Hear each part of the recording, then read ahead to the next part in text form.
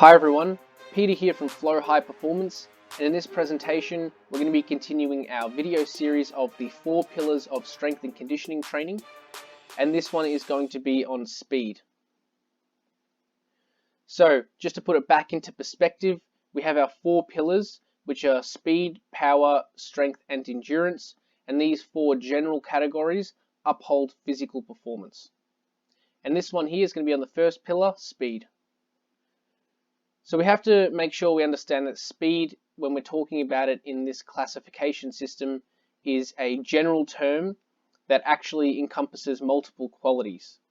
So when we're talking about speed, we're talking about the qualities of acceleration, maximum speed, speed endurance, and then agility and change of direction. So when an athlete requires speed, they may not require all of these qualities, they may not even require speed at all.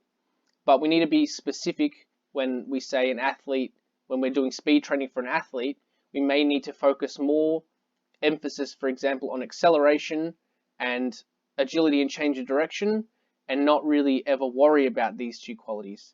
So for example, in a sport like basketball or volleyball, where there's not too many long distance running, so we probably don't need to really work on speed endurance or maximum speed pretty much at all.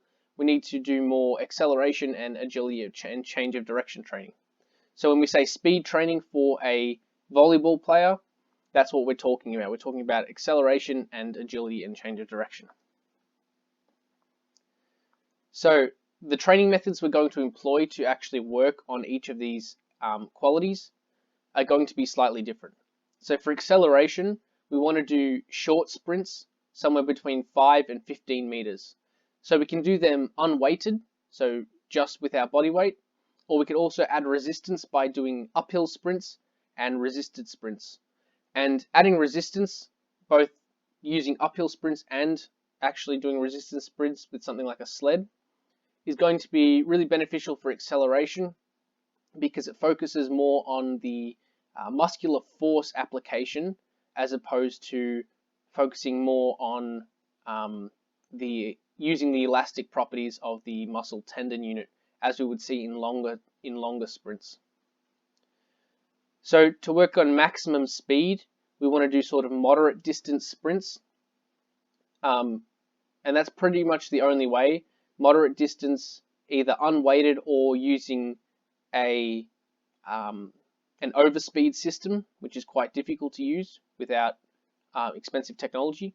But we want to use that over distances of around 15 to 60 meters. And the reason we want these distances is because that's sort of the sweet spot where we're hitting maximum speed. So it's long. If we do it less than 15 meters, we probably won't be able to hit maximum velocity. Greater than 15 meters, we should be able to hit sort of that sweet spot of maximum speed somewhere between here. But we don't want to go too much longer than around 60 meters because that is going to basically, after that point, we're sort of working more on the speed endurance side. So we're starting to drop off our top speed potentially and starting to actually work on the endurance aspect. So between 15 and 60 meters is really the sweet spot for maximum speed training. So in the same sort of progression as we would go from acceleration to maximum speed by increasing the distances, when we want to train for speed endurance, we want to use longer sprints of distances around 60 to 400 meters, depending on your particular sport.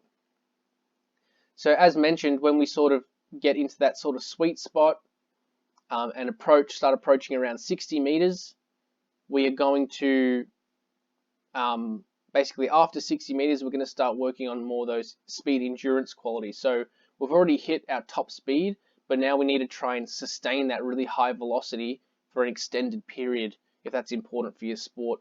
So if you think of a classic example of like a 200 or 400 meter race, those athletes are trying to sprint.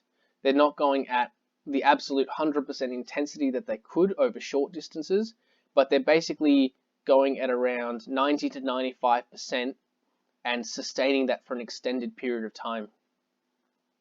So it's probably best to do these speed endurance training by running at speeds of around 90 to 95% as opposed to absolute 100%, and sort of trying to maintain that speed, because you're not going to be able to maintain 100% for extended distances. The last category that we can train for is agility and change of direction, which is important for many team sports. So we can do reactive agility drills, which is going to be training agility, because agility actually requires a stimulus to the change of direction.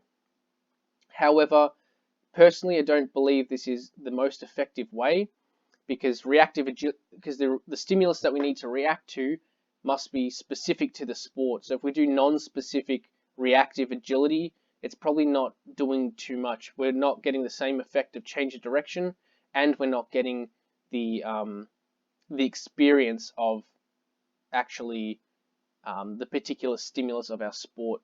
But it is a category, and it is a component that you can include if you wish.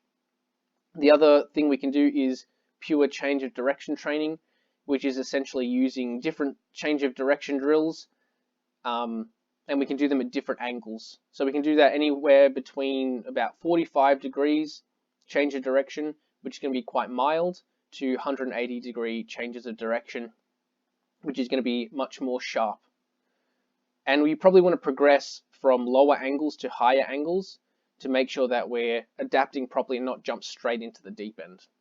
The other thing we can do with change of direction training is increase the distances before we do the change of direction. So if we make the distance 20 meters and then have to change direction, that's going to be different to if we make the distance 5 meters.